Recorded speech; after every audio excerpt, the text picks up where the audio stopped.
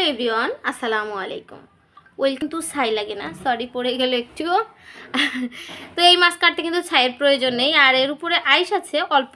তো কিভাবে এটা কাটতে হয় একটু মনোযোগ সহকারে আপনারা দেখুন, তাহলেই আপনারা পারবেন। তো এটার প্রথমে এই যে পিঠের সাইডের যে একটু পাখনা আছে এটা কেটে নিলাম। দেন হচ্ছে আমি এভাবে করে দেখুন কত একদম অল্প আইস, সাইডে হচ্ছে একটু আইস থাকে।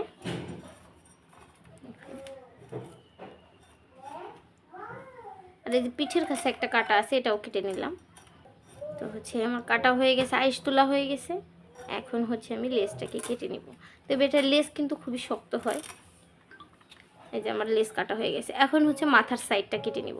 তো মাথার যে উপরের মুখের যে সাইডটা, সেটা হচ্ছে এভাবে কেটে দেন হচ্ছে এটাকে কাঁসাটাকে এভাবে তুলে নেব।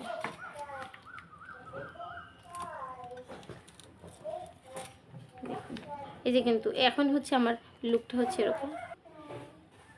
তো হচ্ছে এই যে হচ্ছে লুকটা।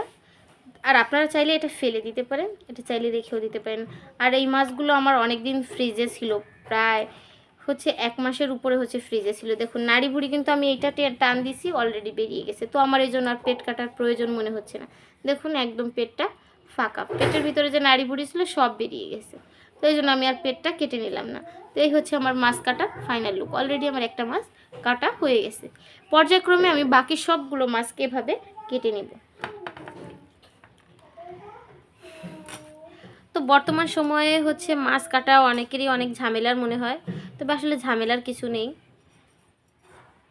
তো আমি হচ্ছে অনেক দিন হচ্ছে বাড়িতে গিয়েছিলাম, আমার বাবা অসুস্থ ছিল, যার কারণে হচ্ছে আমি মাছগুলো যেদিন কিনেছি সেদিনই হচ্ছে আমি বাড়িতে চলে গিয়েছিলাম।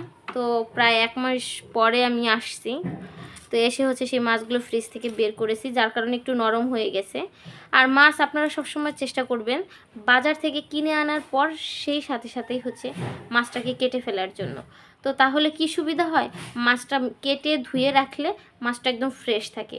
আর যখন হচ্ছে মাছ অনেক দিন যাবত ফ্রিজে রাখার পরে কাটতে যাবেন, তখন দেখবেন যে পেটের সাইডটা কেমন যেন হয়ে যায়। দেখুন এই পেটের সাইডটা কেমন নরম হয়ে গেছে। তো এইটা হয়েছে শুধু এই কারণেই যে এই মাছটা কিনে আমি ফ্রিজে রেখে গিয়েছিলাম, এই জন্য। তো এই যে আমার আর একটা মাছ কাটা হয়ে গেছে দেখুন। তো এভাবে করে আমি সব মাছগুলোকে কেটে নেব। আর এই মাছটা খেতেও অনেক সুস্বাদু। যারা আপনারা আমার এই ভিডিওটি দেখতেছেন, তো কে কে এই মাছ খেয়েছেন অবশ্যই কমেন্ট করে জানাবেন। আমার কাছে তো ভালোই লাগে, তো আপনাদের কাছে কেমন লাগে। তবে এই মাছটা কি মা, কি মা, কি পালাজি না বুঝি নাই। তো আমার ছোট্ট সায়ান, তাকে রেখে হচ্ছে আমি মাছ কাটতেছিলাম একা একা।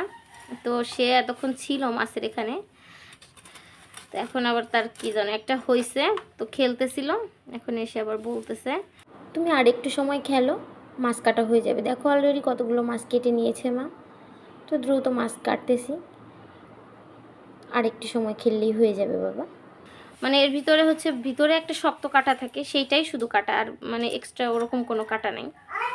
তো এক্সট্রা কোনো কাটা না থাকার কারণে এটা ছোট বাচ্চাদেরও খাওয়াতে বেশ সুবিধা হয়।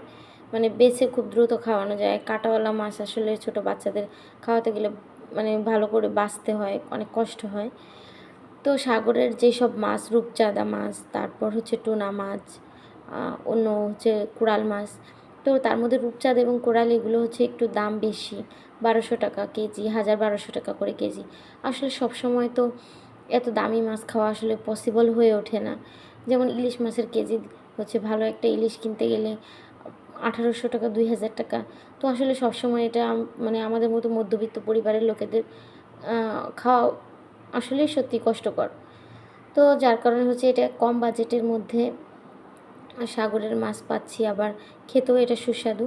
তো যার কারণে সব মিলিয়ে এই মাছটা আমার খেতে ভীষণ ভালো লাগে। আর এটা কাটতেও যেমন সুবিধা, মানে আইস নেই একদম। দেখুন কত দ্রুত আমি 5 মিনিটের মধ্যে অলরেডি 1 কেজি মাছ কেটে নিয়ে নিলাম। তো দেখুন কত দ্রুত করে আমি হচ্ছে মাছগুলোকে কেটে নিচ্ছিলাম। তো আমার এই মাছ কাটা আপনাদের কাছে কেমন লেগেছে অবশ্যই কমেন্ট করে জানাবেন। আর ভালো লাগলে তো অবশ্যই আমার চ্যানেলটি সাবস্ক্রাইব করে রাখবেন। তো হচ্ছে আমার মাছ কাটা দ্রুত হয়ে যাচ্ছে।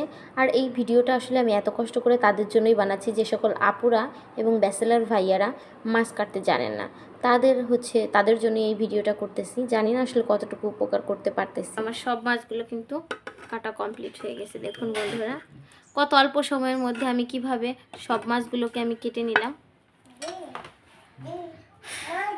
তো এখন হচ্ছে এটাকে আমি ধুয়ে নিব, দেন রান্না করব। আপনারা যদি এই মাছ রান্না করাও দেখতে চান তাহলে বললে আমি আমার অন্য আরেকটা চ্যানেল আছে lifestyle by Sonia YouTube channel, সেটা যদি ভিজিট করে আসেন তাহলে এই মাছ রান্না করাও পেয়ে যাবেন। তো আজকের মতো এই পর্যন্তই।